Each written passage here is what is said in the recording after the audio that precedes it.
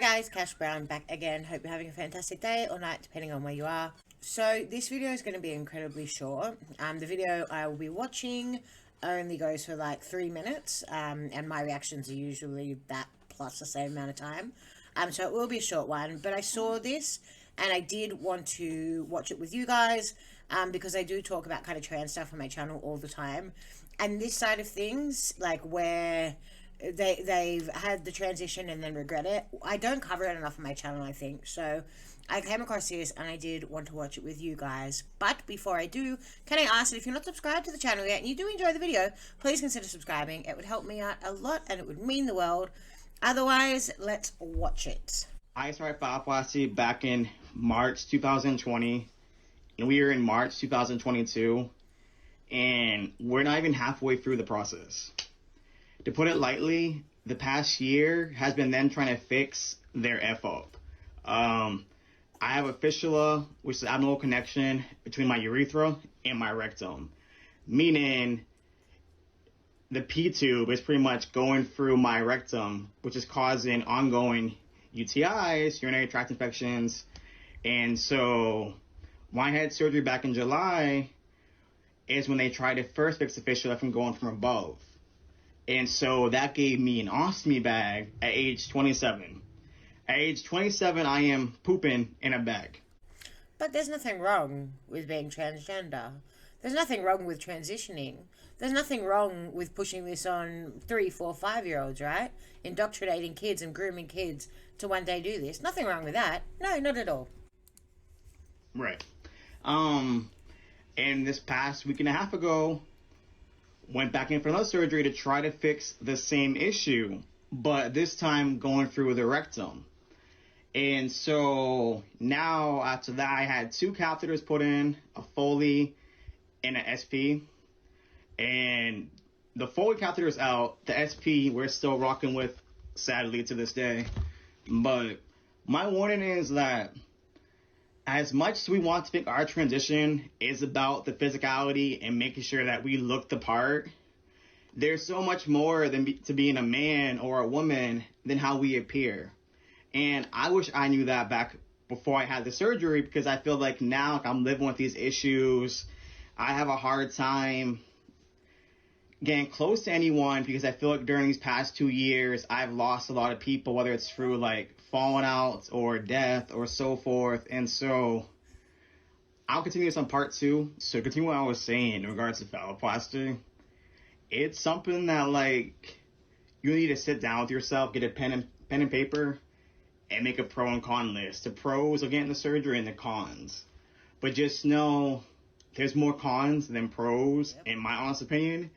Because it's kind of like, yeah, like it's cool to look down and see, but it's just the fact that 2 years later, I still don't have full feeling. I'll go in for an exam or do testing, and they're like, oh, we're going to grab the phallus, we're going to do this, that, and fourth.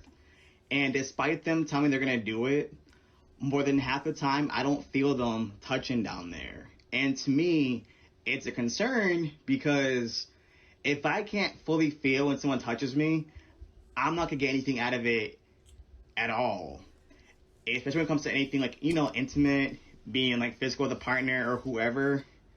I want to be able to live in the moment and enjoy it. I think that's so sad. Like, as much as I don't agree with a lot of the transgender activists and movement and, all that side of things, I would never wish something like this upon anybody. But this is a sad reality. If you are having an elective surgery, every surgery in the world has risks associated. And you really, and you know what, I will say I think it's a she. I will say she's right in you need to do a pros and cons list. Like, is it really worth it? Like, is it really? And I do feel sad for these people because, and if this makes me transphobic, so be it.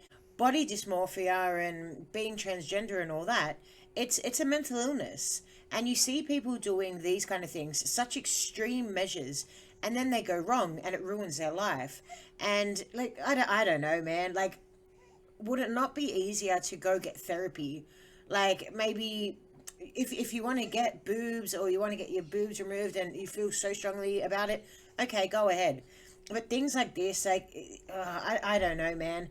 I can't speak on behalf of transgender people because I am not one of them. But I just couldn't ever imagine a scenario where I would feel so strongly about having a penis or not having a penis that I would literally put, like, you put your life at risk. I have heard so many stories about it going wrong, and it just it blows my mind, and it does make me really sad. So I feel like, and then these days, and this is why it's such a problem when this ideology is being pushed onto children, because children have no idea what's going on. They don't know pros and cons and risks and rewards. They don't know about that kind of thing. And you're seeing fully grown adults doing this kind of thing without really knowing the risks. But we expect children to be able to know their gender at 2, 3, 4 years old, know what that means, know the risks, know the rewards. It's ridiculous. If an adult isn't going to understand the full ramifications of what they're doing, how in the world do these leftists and these extremists expect us to believe that a child's going to know the risks? It just blows my mind. It makes me sad, and yeah, I don't know. I feel sorry for this man or woman. I'm not too sure. So that was a sad video, but I do hope you guys enjoyed it anyway. If you're not subscribed to the channel yet, please consider subscribing. It would mean the absolute world to me. Otherwise, thank you so much for watching as always, and I'll see you in the next one. Bye, guys.